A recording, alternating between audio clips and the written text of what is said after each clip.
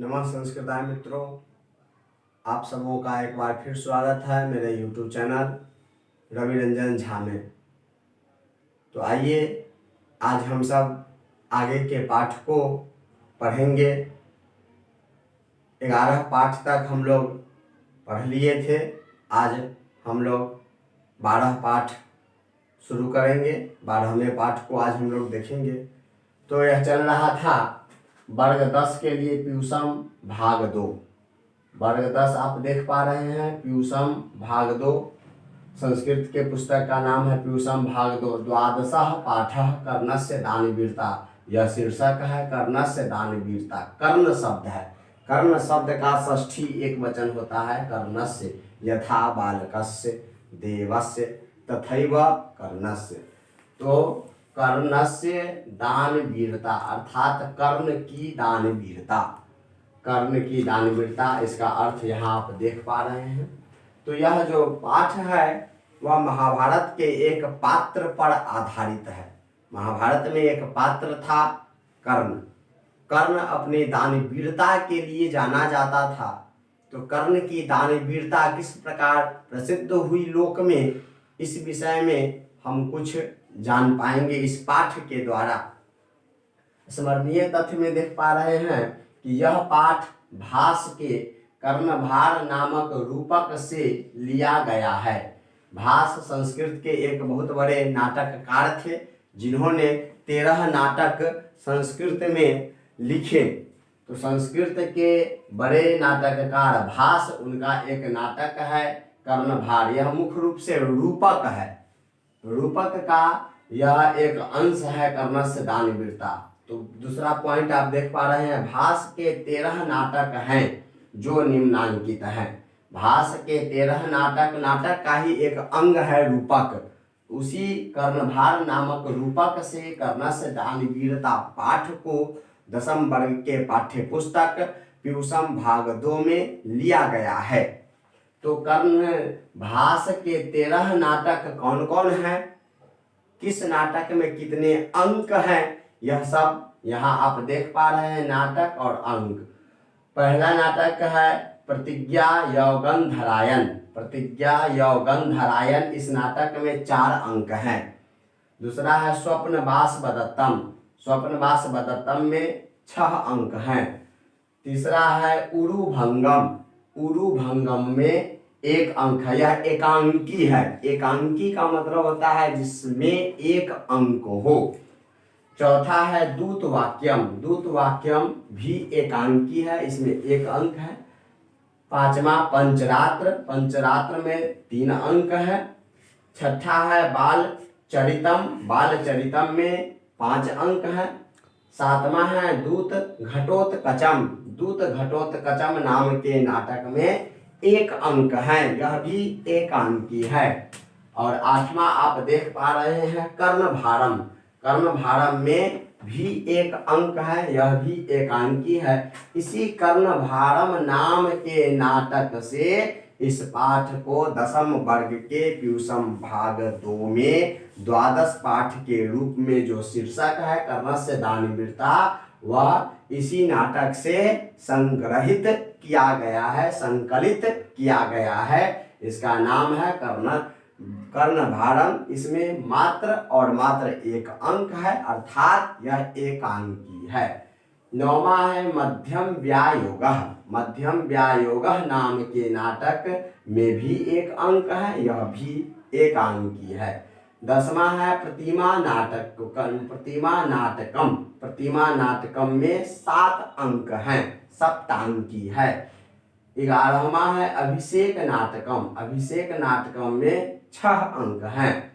12वां है अविमारकम। अविमारकम में 6 अंक हैं। और 13वां है चारुदत्तम। चारुदत्तम में 4 अंक हैं।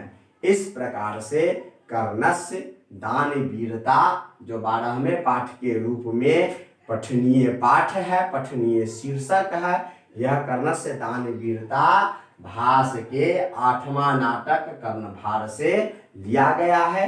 यह पाठ कर्ण पर दर्शाया गया है, कर्ण के बारे में बताया गया है। कर्ण की व्याख्या इस पाठ के माध्यम से की गई है। अर्थात कह सकते हैं कि इस पाठ में कर्ण का संक्षिप्त चरित्र चित्रण किया गया है।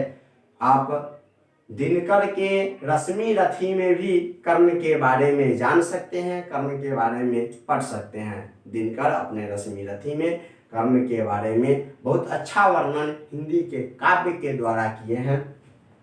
यहाँ पर संस्कृत में कर्ण के दानवीरता के बारे में बताया गया। सुना जाता है कि कर्ण बहुत दानी था और वह स्नान के समय उससे जो कोई व्यक्ति कुछ मांगने आ जाता था तो वह खाली हाथ वापस नहीं जाता था।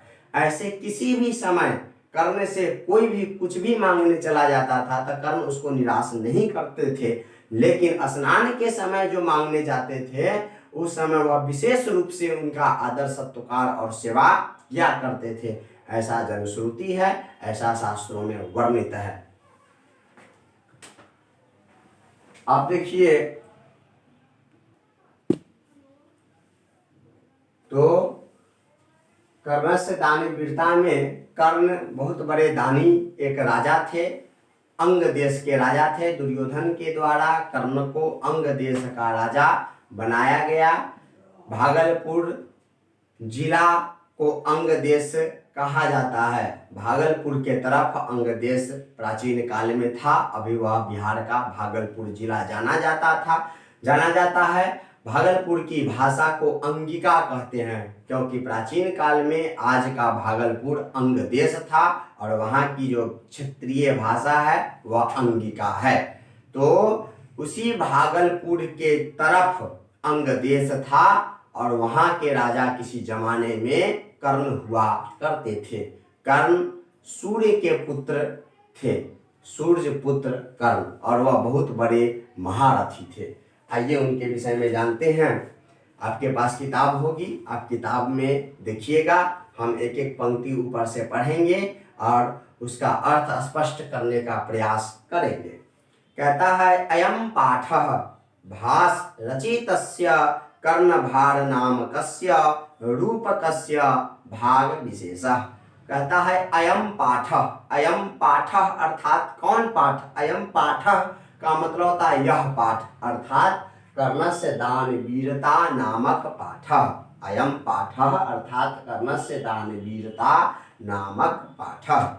यह पाठ भास के द्वारा रचित कर्णभार नाम के रूपक के भाग विशेष के रूप में यह पठनीय है। अर्थात भास के 13 नाटकों में एक नाटक कर्णभार है और उस कर्णभार नाम के नाटक को रूपक कहा गया है। रूपक नाटक का ही एक अंग है। इसी रूपक नाम के कर्णभार नाम के ग्रंथ का यह विशेष भाग है जिसका नाम है कर्णस्य दानवीरता। यह अर्थ हुआ। अस्य रूपकस्य कथानकम महाभारतात् गृहीतम। अस्य रूपकस्य, कस्य रूपकस्य अर्थात इस रूपक का, अर्थात कर्णस्य दानवीरता नामक रूपकस्य, कर्णस्य दानवीरता नाम के रूपक का कथानक महाभारत से गृहीतम ग्रहण किया गया है, अर्थात लिया गया है। कथानक का मतलब होता है कथा का अंश, कथा का हिस्सा। यह कथा कहाँ से ली गई है? तो महाभारत से ली गई है। अर्थात यह जो पाठ है वह महाभारत का एक पाठ है और कर्ण महाभारत के एक पात्र हैं। कर्ण महाभारत में अंग देश के राजा दुर्योधन के द्वारा बनाए गए थे। प्राचीन काल का अंग देश वर्तमान काल का बिहार का भागलपुर नाम का जिला है और उसके आसपास के क्षेत्र हैं जहाँ की भाषा अभी अंगिका है। महाभारत युद्धे कुंती पुत्रः कर्णः कौरव पक्षतः युद्धं करोति। महाभारत युद्ध में कुंती पुत्रः कर्णः, कर्ण कुंती का पुत्र था। कर्ण के माता का नाम कुंती और पिता का नाम सूर्य। एक कथा है कि कुंती को कौमार्यावस्था में ही कर्ण नाम का पुत्र सूर्य के द्वारा मिला था। एक कथा यह भी सुनी जाती है कि कुंती जब कम उम्र की थी, उस समय एक ऋषि की, दुर्वासा नाम के ऋषि की बहुत सेवा की थी। और दुर्वासा नाम के ऋषि उस कुंती के सेवा से बहुत प्रसन्न हुए और कुंती को आशीर्वाद दिए कि जाओ बेटी, तुम जिस देवता का आवाहन करोगी मन से, वह देवता तुम्हारे समक्ष उपस्थित हो जाएंगे। तो एक दिन कुंती गंगा में स्नान कर रही थी और स्नान करने के बाद वह उस ऋषि के वचन को याद की और बालपन के कारण सोची कि वह देखा जाए कि सही में ऋषि का बात सत्य है या असत्य है। इस बालपन के कारण वह सूर्य का आवाहन की और सूर्य धीरे धीरे उसके पास आने लगे। जैसे जैसे सूर्य कुंती के पास आने लगे, कुंती बहुत कम उम्र की थी, वह छोटी थी, नासमझ बच्ची थी, वह ऋषि के वचन को, सत्य और असत्य की जांच के लिए वह सूर्य का आवाहन कर ली। जैसे जैसे सूर्य आने लगे तो सूर्य के तेज से कुंती घबरा गई और वह डर कर कहने लगी कि आप वापस चले जाइए। तो सूर्य देव बोलते हैं कि मैं तुम्हें कुछ देना चाहता हूँ, और वह एक पुत्र दे दिए। कौमार्यावस्था में पुत्र को पाकर लोक लज्जा के कारण कि मैं समाज में कैसे जाऊं, वह उस बच्चे को नदी में प्रवाहित कर दी। और वह बच्चा बहते बहते वह हस्तिनापुर के तट पर एक मल्लाह के द्वारा पकड़ा गया। वह मल्लाह उस बच्चे को लेकर और हस्तिनापुर के राजा धृतराष्ट्र के पास ले गए और वह वहीं उसका पालन पोषण हुआ। और वहाँ जो मल्लाह के पास वह बच्चा रुका, उस मल्लाहिन अर्थात मल्लाह की पत्नी का नाम था राधा। मल्लाह की पत्नी का नाम था राधा। व्याकरण में एक प्रत्यय है ढक प्रत्यय, तो अपत्याधिकार में ढक प्रत्यय का प्रयोग किया जाता है। तो राधा में ढक लगेगा तो राधे बनेगा, गंगा में ढक लगेगा तो गांगे बनेगा, इसलिए कर्ण को राधे कहा जाता है। अर्थात वह राधा का पुत्र था। अर्थात जो मल्लाह कर्ण को पकड़ा, कर्ण को मिला, कर्ण जिसको मिला, उस मल्लाह की पत्नी मल्लाहिन का नाम राधा था, इसलिए उसको राधे भी कहा जाता है। यह इस प्रकार की एक कथा आती है। तो कर्ण की माता का नाम कुंती और कर्ण के पिता का नाम सूर्य। इस प्रकार कर्ण जन्म से ही अपने माँ से कुंती से अलग हो गया था। इसलिए लिखता है कि महाभारत युद्धे कुंती पुत्रः कर्णः कौरव पक्षतः, कौरव पक्ष है और कौरव पक्ष में पंचमी के लिए तसिल प्रत्यय का प्रयोग किया जाता है, तो तसिल में तह बचता है, तो कौरव पक्षतः अर्थात कौरव पक्ष से। तो अर्थ हुआ कि महाभारत युद्ध में कुंती पुत्र कर्ण कौरव के पक्ष से युद्धम करोति, युद्ध करते हैं। कर्णस्य शरीरेण संबद्ध कवचम कुंडले च तस्य रक्षके अस्थः, कर्ण के शरीर से संबंधित कवच और कुंडल उसके अर्थात कर्ण के रक्षक थे। कर्ण का जब जन्म हुआ, कर्ण के पिता सूर्य, तो उसके शरीर में जन्म से ही उसके रक्षा कवच के रूप में कवच और कुंडल थे। जब तक कर्ण के शरीर में कवच और कुंडल था, तब तक कर्ण को दुनिया का कोई महारथी, कोई देवता, कोई दानव, कोई यक्ष, कोई गंधर्व या कोई राक्षस कर्ण को नहीं मार सकता था। कर्ण के शरीर में जब तक कवच और कुंडल था, तब तक वह अजय ही था। वह मृत्यु को भी अपने बस में कर सकता था, मृत्यु को भी रोक सकता था। कर्ण इतना शक्तिशाली था जन्म से। यावत कवचम कुंडले च कर्णस्य शरीरे वर्तेते तावत न कोपि कर्णम हंतुम प्रभवति। कहता है कि जब यावत अर्थात जब तक कवचम कुंडले च, जब तक कवच और कुंडल कर्ण के शरीर में था, कर्ण के वर्तेते कर्ण के शरीर में है, तावत तब तक, न कोपि कह अपि तब तक कोई भी नहीं, कर्णम हंतुम प्रभवति कर्ण को मार सकते थे। जब तक कर्ण के शरीर में कवच और कुंडल थे, तब तक कोई भी कोपि कह अपि कोपि कर्ण को कोई भी नहीं मार सकते थे। अतएव इसीलिए अर्जुनस्य सहायतार्थम इंद्रः छलपूर्वकं कर्णस्य दानवीरस्य शरीरात् कवचम कुंडले च गृह्णाति। इसलिए अर्जुन के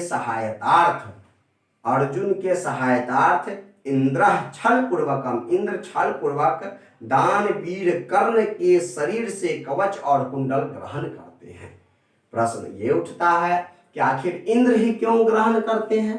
तो इंद्र इसलिए ग्रहण करते हैं क्योंकि सूर्य के पुत्र थे कर्ण और अर्जुन इंद्र के पुत्र थे। तो इंद्र अपने पुत्र को विजय दिलाने के लिए छल पूर्वक कर्ण से कवच और कुंडल ग्रहण करते हैं। अब कैसे ग्रहण करते हैं, यही कथा इस पाठ में बताई गई है। कैसे, किस प्रकार इंद्र का सामना कर्ण से होता है, किस प्रकार वह कर्ण के पास जाते हैं छल पूर्वक, कैसे कर्ण से वार्तालाप करते हैं, कर्ण क्या जवाब देता है, इस सारी बातों का अध्ययन हम इस पाठ में करेंगे। समझिए कि कर्ण और इंद्र के बीच का यह संवादात्मक पाठ है कर्णस्य दानवीरता। इंद्र क्यों आते हैं कर्ण के पास? तो अर्जुन के सहायतार्थ कर्ण के पास इंद्र ही क्यों आते हैं? क्योंकि इंद्र के ही पुत्र थे अर्जुन। इसलिए अपने पुत्र को विजय दिलाने के लिए, पुत्र के सहायता करने के लिए, पुत्र को अजय बनाने के लिए वह आते हैं कर्ण के पास छल पूर्वक। कर्ण समोदम अंगभूतम कवचम कुंडले च ददाति। और कर्ण जो है वह प्रसन्न होकर अपने अंग में स्थित कवच और कुंडल को दे देता है। प्रसन्न होकर अपने अंग में स्थित कवच और कुंडल कर्ण को इंद्र को कर्ण दे देते हैं।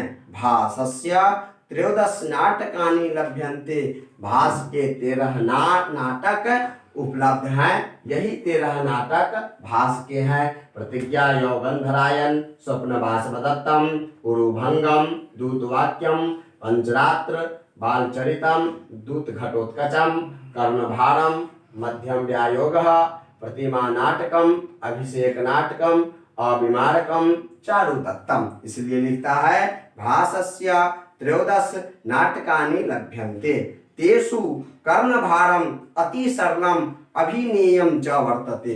और उस 13 नाटकों में, इस 13 नाटकों में कर्णभार नाम का जो नाटक है वह बहुत ही सरल है और अभिनय के योग्य है। इस नाटक का अभिनय किया जा सकता है, किसी मंच पर इसको दर्शाया जा सकता है, इस नाटक को खेला भी जा सकता है। यह इतना सरल है, अभिनय करने योग्य है। आज तक इतना ही दोस्तों। इस वीडियो को आप लोग अधिक से अधिक शेयर करें और सब्सक्राइब करें ताकि मैट्रिक में पढ़ रहे छात्रों को यह आसानी से उपलब्ध हो जाए। बहुत बहुत धन्यवाद।